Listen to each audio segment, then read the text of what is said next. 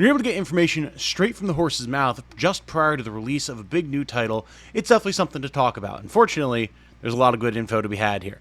My name is Tom, otherwise known as Titanium Legman, and welcome back to the channel.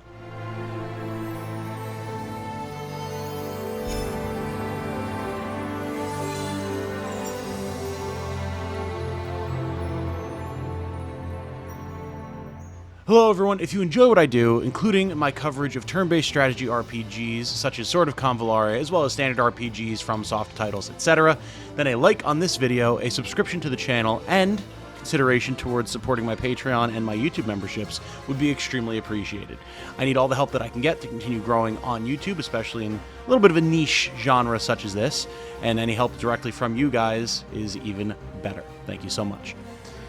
So today, we're talking about Sword of Convallaria, as they just recently did a pre-release live stream revealing a lot more about the game, the support that's going to be had for it after release, some of the inspirations behind it, some dev insights with direct interviews, and a bunch of other good information. So I wanted to take the chance to break it all down, condense all of the important information, and present it all to you in a slightly more digestible format. If you're interested in watching the entire stream for yourself, I will have it linked down in the description below. It's fairly standard stuff if you're used to any sort of live service, strategy type game, or really any sort of game like that coming out of the Japanese and Chinese markets, your Fire Emblem Heroes and your Genshin Impacts, things like that. You'll be familiar with this sort of character presented format. We're going to break things down into three sections here. First of all, we have a lengthy discussion of the dev insights from four big names on the dev team, discussing everything and anything from their inspirations for the pixel art style, improvements that they've made to the game since it was delayed, what they want to do with the free-to-play Gacha model versus the traditional single-player model, and a bunch of other cool stuff. So we'll talk about that. Then I have a few notes that I took about the single-player mode specifically that I want to go over, including map design, a few different character things, and then a small section right at the very end with a few notes about how their Gacha system is going to work, because I know there are some of you out there who are interested in that, even if my focus and many people's focus is going to be on that single-player campaign. So, getting right into the dev insights. Our interviewees include the game director and screenwriter, Mr. Lei, producer and chief planner, Mr. Jia Jian, lead artist, Mr. Ji Zheng, and lead pixel artist, Mr. Yefei. My apologies if I mispronounced any of these. I studied their pronunciations from them introducing themselves in the actual stream, but not exactly my most familiar language, so apologies. Some interesting things to note here. When discussing why the game was delayed to now, it was said that this was largely to handle optimizations and improvements that the team wanted to make based on feedback that they got during beta tests and the initial release in China. If you didn't know, Sword of Convallaria has actually been out in China for over, I think they said around half a year. So they've gotten a lot of feedback there that they wanted to implement for the global release, the big release.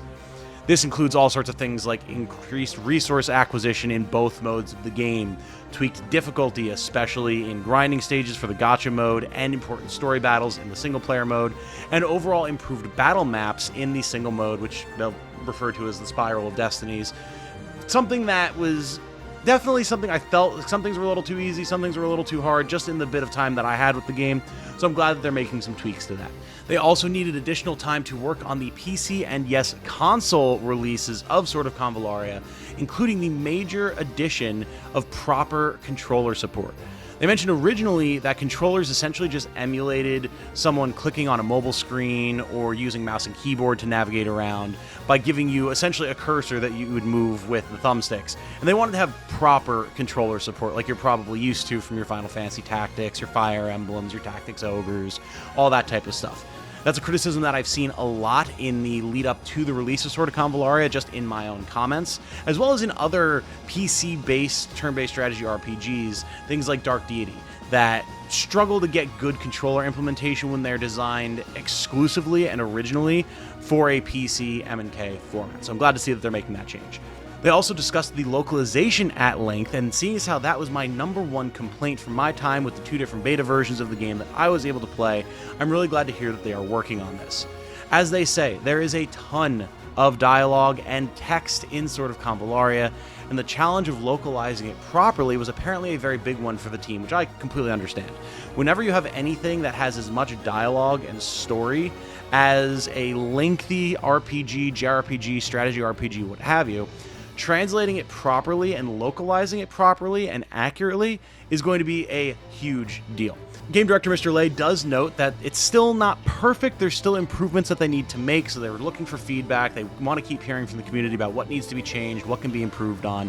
But I'm hoping that this means by the time the full release happens in just a few short days, if you're watching this at day of release, then we'll see a lot of improvements even from the most recent closed beta test that I took place in. I mentioned the early release in China previously, and thanks to that, we're actually going to be seeing a lot of new events and content coming to the global release of the game at what the dev team described as a much more rapid pace than what they plan to maintain once the two versions of the game are roughly caught up to each other. They did note, however, that they have adjusted the speed at which players need to progress through events, difficulty of events, and the game in general, and essentially made things smoother so that it's easier to keep up with the cadence of content as it releases, so players don't feel forced to rush and grind and play constantly at a pace that is uncomfortable just to keep up with everything, which is great. There's really nothing worse than having a limited time event in any sort of game and just not having the time, or not feeling like you have the time, to comfortably get through all the content. And a lot of games do lean into that sense of FOMO to get people on more, playing more, having higher login numbers, etc. The fact that the team knows that that could be an issue when they're pumping out content so rapidly is great to see, and I'm hoping that they get that balance right so that the majority of people can get through at their own pace and see everything that there is to see with every event and every new content drop. What those events and content drops are going to be, we'll discuss in the later sections. Don't worry, we will get to that, but just it's nice to see. One question that was asked was why the team chose to go with a more classic pixel art style for Sword of Convallaria over traditional 3D animation like we see in most games nowadays, or even an HD 2D style with things like Octopath Traveler or Triangle Strategy. And they said that it's because it harkens back to the era of gaming that they love, that they grew up in, and that they worked in, alongside the fact that it has a very unique abstract style that really does stand the test of time. And you see it all the time whenever people are discussing pixel art in games. You can have a game from the era of the Super Nintendo, think Link to the Past, right?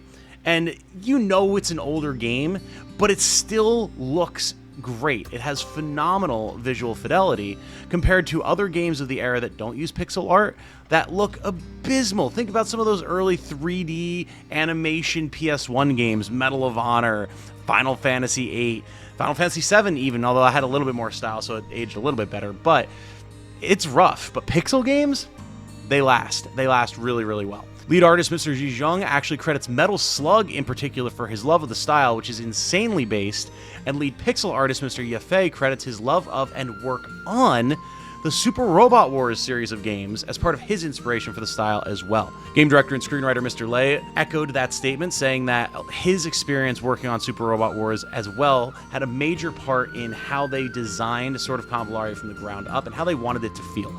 And like, if that's not a wake-up call that you need to check out the Super Robot Wars games if you haven't already, especially the older ones that these gentlemen worked on that have a really nasty difficulty curve and actually have a lot of strong strategic depth to them, you got to go check them out, man. They're phenomenal. Little side tangent there, but it's nice to see a series that's so near and dear to my heart being credited repeatedly for not just the visual styles of this game, but the game design as well. It's super cool, and it makes me very excited for what they have planned, especially for the single-player campaign, because those games, Super Robot Wars, would get pretty nasty back in the day.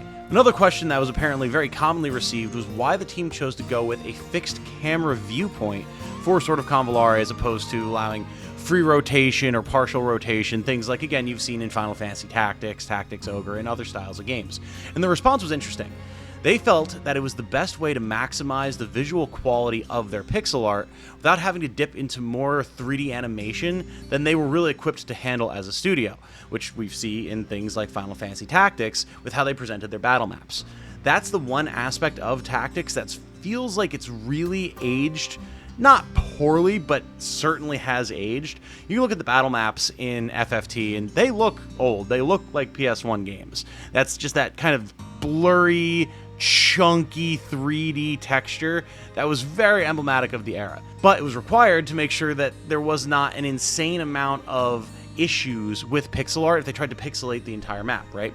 To avoid that, they went with fixed camera in Sword of Convallaria, with the exception of certain attacks and animations where the camera can move a bit, and those being fixed events, fixed animations, the team can plan for it much better.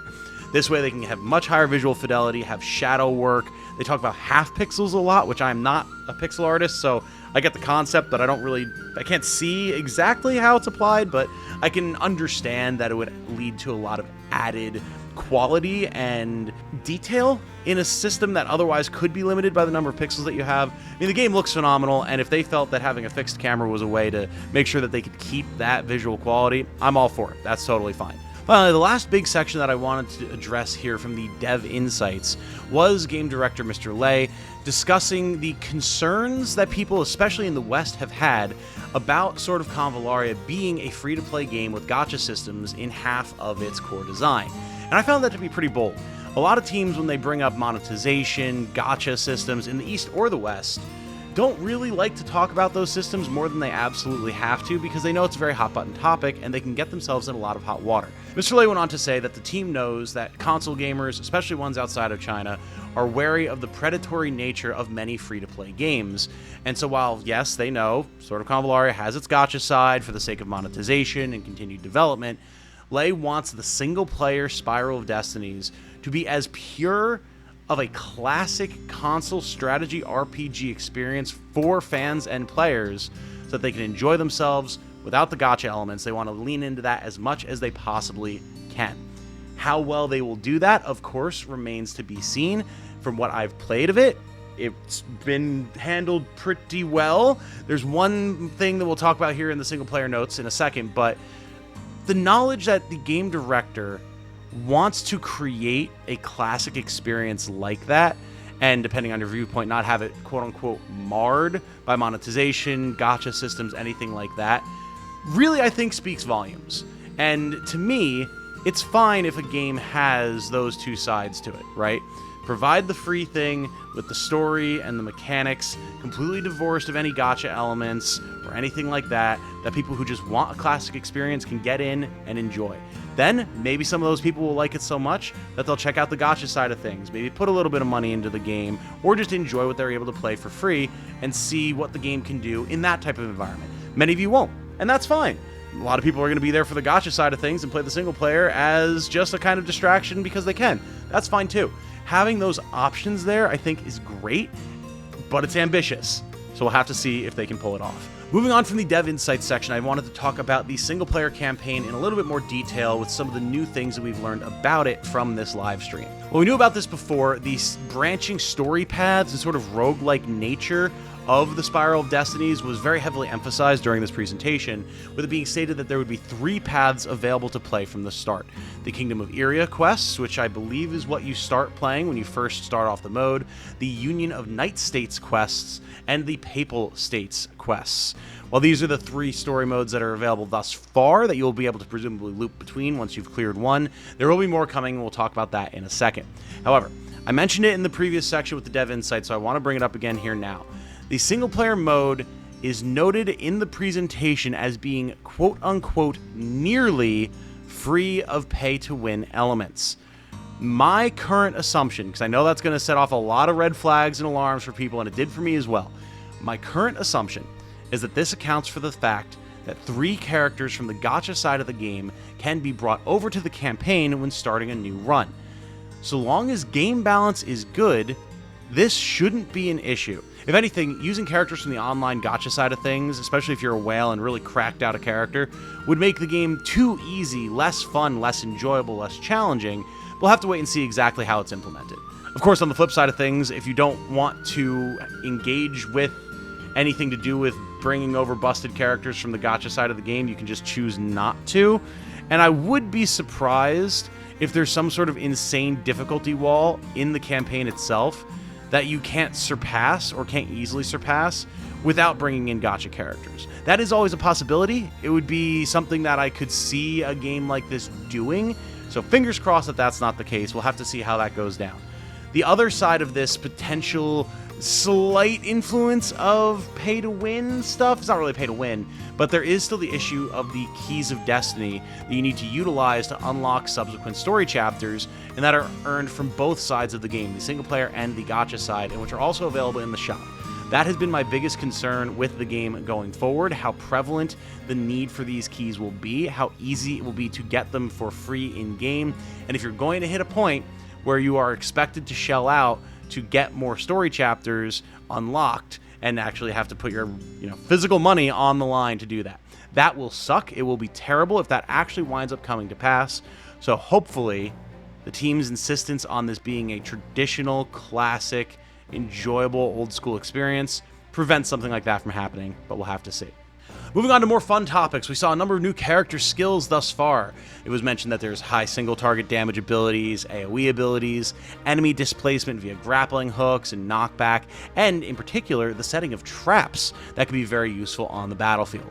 This came in a variety of different attacks, magic, bows, swords. There's a really cool, ice mage guy who seems to be putting up some sort of wall of ice, think Corentin from Triangle Strategy, and that was brought up in animation when the traps were mentioned, so I'm really hoping there's some sort of crazy ice mine setup that you can do or something like that. It seems like it's got a lot of potential and going to be a lot of fun, and based off of just the little bit of a taste that I've gotten when I've played the game, I can definitely see some pretty crazy stuff happening later down the line, both for the enemies and for you. As mentioned previously, the devs do intend to add more story paths and branching options, as well as exploration of other aspects of the game world over time. The first post-release chapter, Sandmaid's Scales, will take place in the country of Elemen, and will involve managing a trading post as well as your mercenary company. We didn't really find out exactly what that's going to entail, but it does appear that it's meant to be a way to bridge the gap to later, bigger story content. So I imagine there's going to be political intrigue or conflict or something that happens in Elemen after you've established a little bit of a presence there. Finally, we got some overviews of various different characters, including Paladin Gloria and Witch Beryl, who should absolutely be playable in the story. I've already been able to recruit Beryl in my time with the game. I imagine that it'll depend on what story paths you're on, but they certainly look like really fun characters that are going to add a lot of pizzazz and punch to any team that you include them on, so keep an eye out for when and where you'll be able to recruit them. For our third and final section here, let's talk about the most notable aspects of the gacha side of things here. I'm not going to get super in-depth on banners and rerolls and yada yada, because that's not really my thing, but there were a couple of interesting notes here in terms of just what's going to be on offer for people who do want to know about it. First of all, as you might expect, there is going to be a number of special events and resource rewards coming with the launch of the game to celebrate its global release. Different banners that you can pull on, extra gifts of resources, all that type of stuff. Again, if you're familiar with Fire Emblem Heroes or Genshin Impact or anything like that, this is going to be very familiar territory for you as well. Post-release, a PvP mode will be added, allowing players to matchmake for 1v1 battles, and I would not be surprised, in fact, I entirely expect, that this is going to be the territory of whales. If you're using characters from the gacha side of the game, it's going to be dominated by people who are willing to shell out a lot of money to build the most busted characters possible. We'll have to see. Maybe there's going to be a way to limit your matchmaking, or maybe, I say this, but no, it's probably not true. Maybe whaling will be semi-limited in terms of how powerful you can just make a character by buying stuff. We'll have to see. I don't have high hopes for it if you're not someone who's willing to shell out a lot of time and money, but if that's your thing, look for it shortly after launch. There will also be a couple of guild events that players will be able to engage in, which should launch at the same time as the PvP mode, ways to share each other's characters, to go on battles, simple stuff like that. And then when discussing the game's combat in terms of the gacha side of what missions you'd be able to see and things as such, we get a quick sneak peek at a really sick-looking pink-haired woman wielding what looks like a giant saw blade shield thing. She looks a little evil, so I'm wondering if we'll be able to recruit her in the story, or if she's going to exclusively be an enemy. Of course, anyone who's played the Chinese version of the game probably already knows the answer to that, but maybe leave it as a surprise for the rest of us. Either way, the character looks really sick, and it's another example of just how crazy different characters' builds and abilities could get in Sword of Convallaria, and I'm really excited to see what actually is brought to the table and what we're able to make use of. Finally, we also learned that there will be character skins for certain characters, as one might expect. I'm sure you'll be paying for these with real money. It'll probably be a lot of money. There's no question that this is going to be ridiculously overpriced, if anything, in the current market. is indicative of how things are probably going to go. You know, think $20, $30 horse armor in Diablo, or $25 skins in Genshin Impact, or I mean, basically anything on the AAA market nowadays has some variation of this that you can look to. So, yeah, it's there if you want it. Not really going to be my thing, though. And that, my friends, has been the overall summary of the pre-launch celebration stream that was done by Sword of Convallaria. All of the pertinent info, all the things that I felt you might be interested to hear without having to sit and watch through the entire 1 hour stream. Again, if you would like to see that stream for yourself and pick out any other additional information that I may have missed or skipped, you can find it in the description down below. And again, if you're interested in joining as a YouTube member or a patron, you can find links to those as well. One of the benefits of joining in either my Patreon or as a YouTube member is that your name will show up at the end of videos just like this one, once a week, every week, on the weekend, so you can be recognized for your direct support of the channel and of me. During times like this, where it's summer, ad rev is down, views are down, YouTubers like myself really rely on that direct support from fine folks like yourselves. So if you're at all interested and would like to be able to help me out so I can keep making content like this for you, doing streams, gameplay, all that type of good stuff, then checking out those links would be massively appreciated. Look forward to the release of Sword of Convallaria on July 31st. I will absolutely be streaming the game on launch, and we'll see what it looks like for future content from there. I'll be doing videos, probably more streams. It's going to be a good time, so come hang out once you see that the stream is scheduled, because it will be. With all that said, my name has been Tom, otherwise known as Titanium Legman. Thank you all so much for watching. I hope you all have a good night. Stay safe and healthy out there. And remember, be good to each other. Bye now.